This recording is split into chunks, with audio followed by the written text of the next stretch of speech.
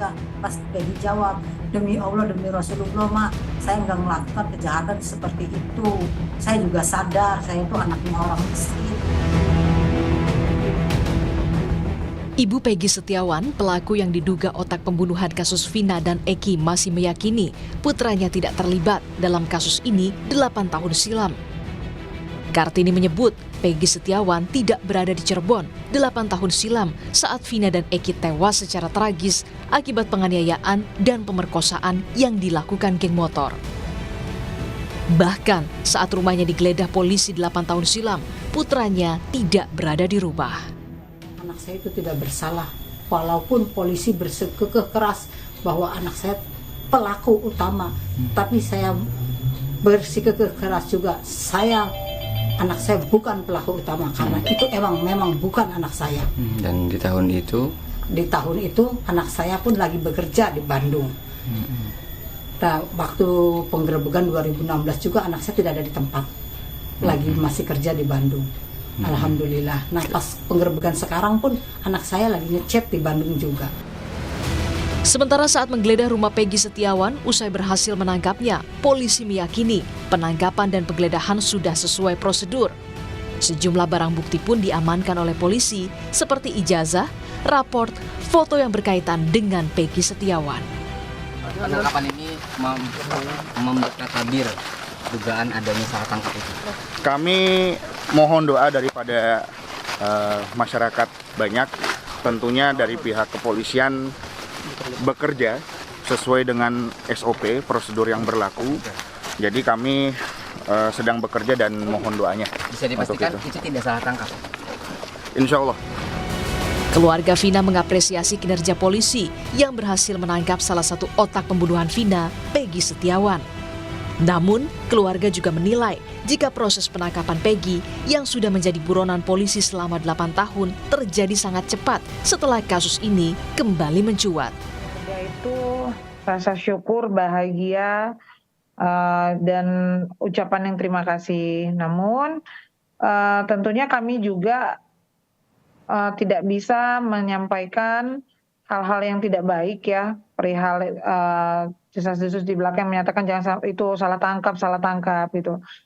Kalau bahagia ya bahagia dan senang gitu, cuma ya jadi pertanyaan kami ini kok cepat gitu. Ternyata cepat gitu ya ditangkapnya gitu, Mbak.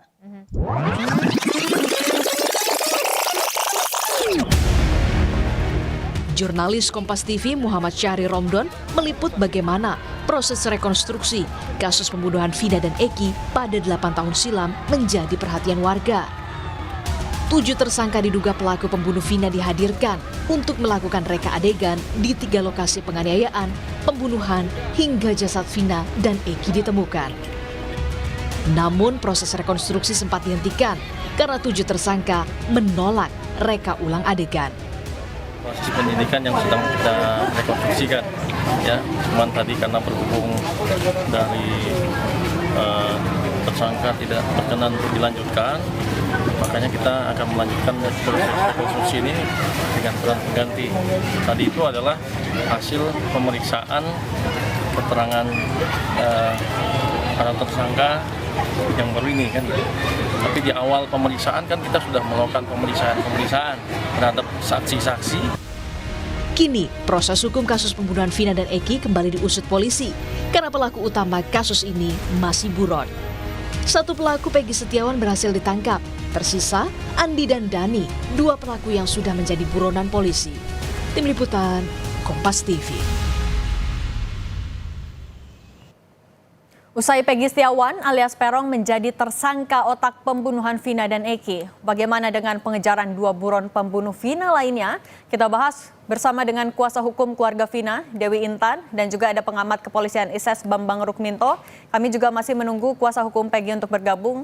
Kami ke Pak Bambang dulu. Pak Bambang, sudah ada 1 dari 3 DPO yang ditangkap. Kalau Pak Bambang mencermatinya seperti apa?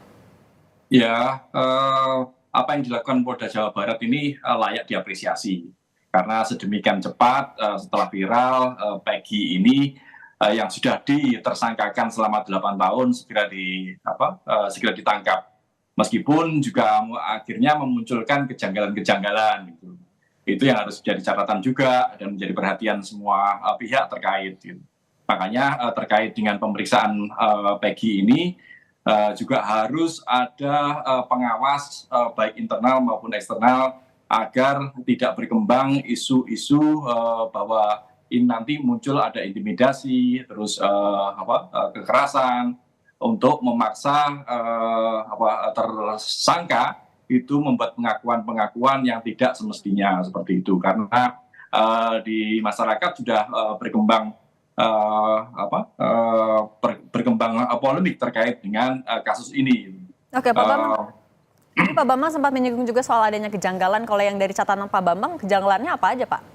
Ya, mengapa 8 tahun tidak ditangkap, itu salah satu muncul pernyataan dari Polda karena ada BAP yang dicabut dari 8 tersangka yang lainnya. Ini menjadi aneh. Artinya untuk mentersangkakan seseorang itu harus mendapatkan penyidik harus mendapatkan bukti-bukti yang kuat, bukan hanya sekedar dari pengakuan, apalagi ini pengakuan saksi atau apalagi ini pengakuan dari tersangka 8 orang itu. Makanya kalau kemudian itu dicabut, penyidik memiliki bukti-bukti yang kuat, seharusnya proses itu tetap berjalan. Tapi faktanya tidak, selama 8 tahun dengan alasan BAP dicabut, proses itu kemudian berhenti. Ini yang menjadi janggal. Artinya penyidik hanya lebih mengutamakan pengakuan dari tersangka yang lain. Padahal bobot dari pengakuan seorang yang ditersangkakan ini tentu sangat lemah sekali. Apalagi kemudian muncul isu ada intimidasi, terus kekerasan untuk mengejar pengakuan. Di kepolisian yang modern tentu ketika sebelum mentersangkakan seseorang itu harus melakukan penyelidikan yang komprehensif dan didasari dengan scientific crime investigation. Artinya semua bukti-bukti itu harus bisa dipertanggungjawabkan secara ilmiah, terkait dengan otopsi, kemudian terkait dengan forensik maupun yang lainnya. Muncul juga pernyataan bahwa tersangka yang satu orang yang ditangkap ini, DPO ini juga melakukan kekerasan seksual. Apa buktinya? Seperti itu. Itu semua harus dijelaskan oleh penyidik agar tidak muncul asumsi-asumsi kemana-mana seperti itu. Oke, sekarang saya mau ke Mbak Dewi Intan, kuasa hukum dari Vina. Mbak Intan, kalau melihatnya sudah ada 1 dari 3 DPO yang ditangkap sejauh ini, dari keluarga menanggapinya seperti apa, Mbak? Ya, halo, selamat sore. Tim kuasa hukum dan keluarga tentu sangat mengapresiasi kepada pihak kepolisian yang sudah cepat tanggap sekali dalam proses ini, meskipun kami tim kuasa hukum masih minim sekali informasi tentang 1 DPO yang sudah tertangkap. Namun kami memberikan ruang kepada pihak kepolisian agar semua datanya valid. Jadi semua berita-berita yang di luar itu bisa terpatahkan gitu, seperti itu. Oke, artinya juga masih menyoroti soal kurang transparansinya dari pihak polisi kah? Betul. Kami sejak awal sangat mengharapkan transparansi dari pihak kepolisian bahwa jangan sampai karena ini berlarut-larut menjadi cerita-cerita baru di masyarakat yang akhirnya nanti mendistrik pihak kepolisian juga untuk kasus ini gitu loh. Jadi kami mohon kalau memang sudah ada prosesnya, sudah berjalan sampai di mana prosesnya, itu semua dikeluarkan informasinya kepada masyarakat, dan kita juga tidak menutup kemungkinan bahwa ini sudah menjadi konsumsi publik. Jadi publik dan masyarakat terus menunggu, akhirnya karena terlalu lama dan berlarut-larut jadi muncullah spekulasi dan cerita-cerita yang seperti sekarang ini, seperti itu. Oke, saya mau kembali ke Pak Bambang. Pak Bambang, informasinya kan sebenarnya dari 2016 Peggy sudah digeledah rumahnya. Posisinya saat itu di Bandung dan saat ini penangkapan juga di Bandung. Kalau Pak Bambang melihatnya sebenarnya apa yang terjadi sampai butuh 8 tahun untuk menangkap Peggy padahal di kota yang sama? Ya, ini menjadi aneh. Artinya asumsi yang muncul kan Peggy ini dipaksakan untuk ditersangkakan seperti itu. Seolah-olah seperti itu. Makanya ketika BAP tadi dari kesaksian 8 orang tadi dicabut, polisi akhirnya kelabakan sendiri. Konstruksi peristiwa yang dibangun dengan terkait dengan mentersangkakan Peggy ini roboh gitu. Ketika BAP itu dicabut gitu. Makanya polisi harus benar-benar transparan lah untuk menjelaskan apa yang sebenarnya terjadi 8 tahun yang lalu. Makanya saya mendorong untuk di Propam Mabes Polri untuk turun juga gitu, melakukan audit investigasi terkait apa yang terjadi 8 tahun yang lalu. Mengapa orang yang sudah ditersangkakan, rumahnya sudah digeledah, kemudian tidak bisa ditangkap? Itu kan akan muncul pertanyaan seperti itu juga di masyarakat. Gitu. Makanya kita mendukung apa yang dikerjakan Polri saat ini lah. Tetapi apa yang terjadi 8 tahun yang lalu itu juga harus dijelaskan. Gitu. Jangan sampai PR masa lalu itu menjadi beban Polri yang sekarang. Saya sangat prihatin sekali kepada kawan-kawan di kepolisian saat ini. Karena PR yang tidak diselesaikan secara tuntas 8 tahun yang lalu sekarang menjadi beban kawan-kawan di Polda Jawa Barat seperti itu. Okay. Makanya dan jangan sampai juga sekarang ini memunculkan masalah baru kalau tidak dibuka secara transparan seperti itu. Oke. Lalu apakah 2 DPO ini bisa ditangkap lebih cepat lewat Peggy? Pak Bambang, nanti kita bahas lagi usai jeda. Terima kasih Anda masih bersama kami. Akan kami lanjutkan dialog terkait penangkapan 1 DPO di kasus Vina. Masih bersama kami ada kuasa hukum Vina, Mbak Dewi Intan, dan juga pengamat kepolisian ISES, Pak Bambang Rukminto. Saya mau ke Mbak Intan dulu. Mbak Intan, soal sosok Peggy yang ditangkap oleh polisi terakhir. Kalau keluarga sebenarnya mengenal sosok Peggy dan pernah berkomunikasi? Dari pihak keluarga tidak ada sama sekali mengenal sosok Peggy yang sejak awal diceritakan sampai satu DPO hari ini gitu loh, kemarin sampai hari ini gitu loh. Kami sama sekali tidak mengenal dan pihak keluarga pun tidak mengenal. Oke. Tapi kalau terkait, kan kalau di masyarakat ada keraguan juga soal sosok DPO yang ditangkap, begitu juga dengan dua orang yang masih buron. Apakah dari keluarga punya keraguan yang sama? Tidak ada. Sebenarnya kami mempercayakan kepada pihak kepolisian, pasti pihak kepolisian sudah sangat bekerja dengan hati-hati gitu. Tapi namun gini, kenapa jadi spekulasi seperti ini meluas dan melebar kemana-mana? Karena yaitu tidak ada transparansi dari pihak kepolisian. Karena masyarakat terus menunggu siapa DPO yang sudah tertangkap ini dan identitasnya seperti apa? Apakah sama ataukah selama ini yang dipikir masyarakat itu salah itu loh. Jadi ya jawabannya hanya satu, dari pihak kepolisian harus segera memberikan informasi tentang 1 DPO ini gitu loh. Oke, menyerahkan seluruhnya ke pihak kepolisian atau juga dari pihak keluarga mengumpulkan informasi juga untuk mempercepat proses ini, Mbak Intan? Karena kami sama sekali tidak mengenal, pihak keluarga sama sekali tidak mengenal para pelaku, jadi ya kami menyerahkan seluruhnya kepada pihak kepolisian tentu. Oke, saya beralih ke Pak Bambang. Pak Bambang, dengan sudah ditangkapnya Peggy, apakah Peggy bisa jadi pintu masuk untuk pengejaran 2 DPO lagi untuk mempercepat penangkapan, Pak Bambang? Kalau Peggy ini benar-benar pelaku, tentunya bisa menjadi pintu masuk ya. Cuma permasalahannya apakah benar Peggy ini pelaku gitu, karena lagi-lagi ini kan terkait dengan kesaksian-kesaksian gitu, kesaksian dari para tersangka yang lainnya gitu. Kalau kemudian tambahan lagi, apa sih peran Peggy dalam kasus ini gitu. Pernah sempat muncul pernyataan bahwa Peggy ini adalah otak dari peristiwa tersebut. Kemudian Peggy ini juga melakukan kekerasan seksual pada korban, misalnya seperti itu. Ini semua kan harus dibuktikan gitu. Ada bukti-bukti konkret yang dikemukakan oleh kepolisian. Apa misalnya hasil forensik, hasil otopsi, semuanya harus dijelaskan. Posisi Peggy ini di mana? Gitu.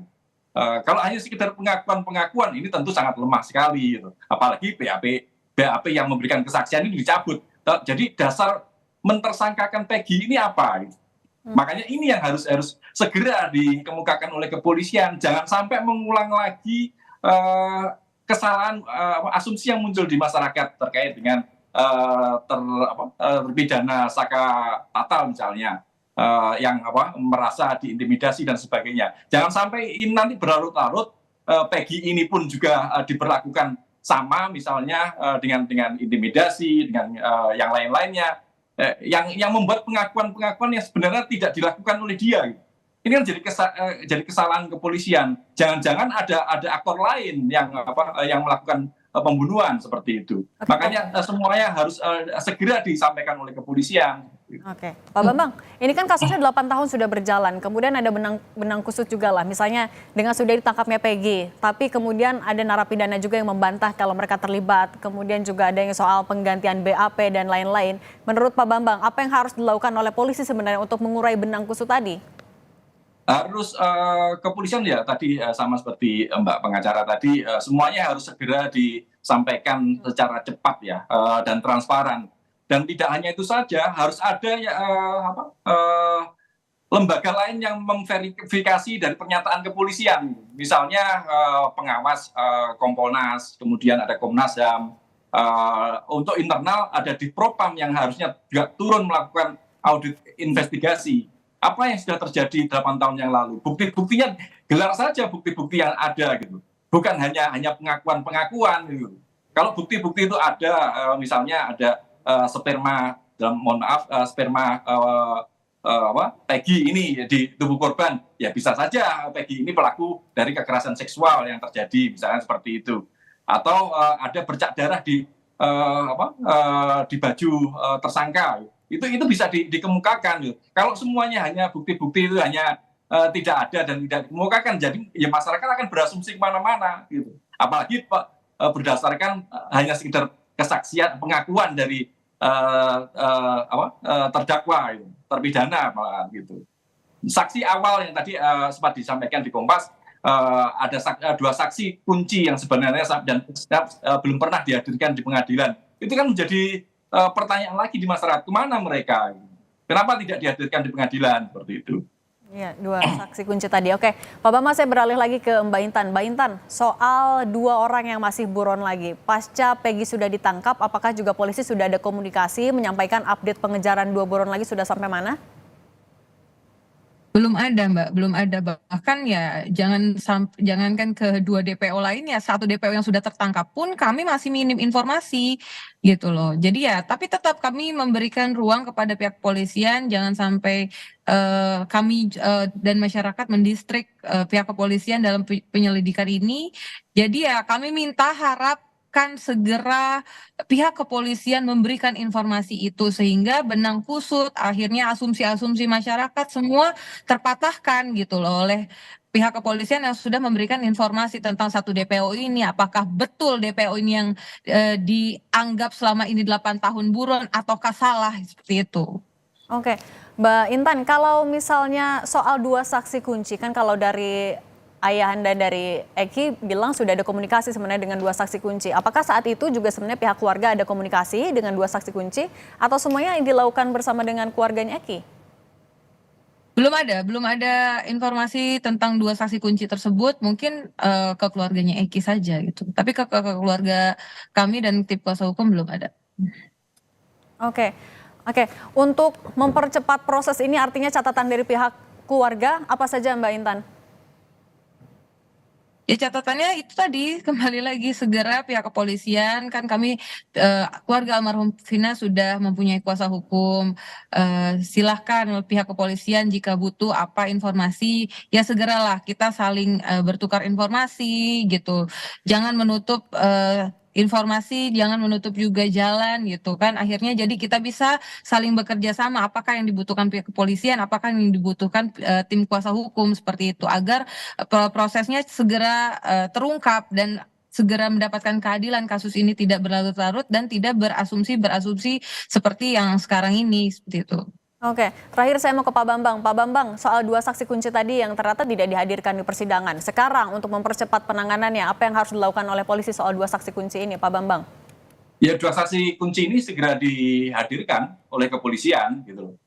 Kalau kita melihat kasus ini dari awal, ini ramai karena muncul kearifan lokal dalam tanda kutip ya, ketika yang ada yang mengaku kerasukan arwah Vina, kemudian memberikan kesaksian seperti itu, dan kemudian dari awal kasus yang semula kecelakaan tunggal kemudian menjadi pembunuhan bersama-sama seperti itu. Ini kan harus dituntaskan oleh kepolisian. kepolisian tentunya tidak bisa memaksakan pola-pola seperti kearifan lokal tadi untuk dijadikan bukti-bukti ilmiah gitu loh. Ini sangat-sangat naif sekali gitu. Lembaga pendidikan ilmu kepolisian jadi hilang ketika itu dijadikan basis untuk penyelidikan maupun penyidikan sebuah kasus pembunuhan gitu. Makanya semuanya harus dibuktikan secara ilmiah gitu. Melalui scientific crime investigation tadi gitu. Otopsi, terus forensik dan lain-lain itu harus segera digelar, dikemukakan pada masyarakat. Jangan hanya sekedar mengejar popularisme saja bahwa ini ada pembunuhan bersama-sama, ada pemerkosaan, semua masyarakat mendukung, semuanya harus ditangkap. Tapi fakta-faktanya tidak demikian. Proses hukum itu harus untuk mencari keadilan, bukan hanya sekedar menjalankan prosedur saja. Ini harus menjadi mindset di penegak hukum kita. Ini seperti itu. Pak Bambang, terima kasih banyak. Kita tunggu apa langkah polisi untuk menjamin transparansi kasus ini. Terima kasih Pak Bambang Rukminto, pengamat kepolisian ISES. Kemudian juga ada kuasa hukum Vina, Mbak Dewi Intan. Terima kasih, sehat selalu. Terima kasih. Terima kasih.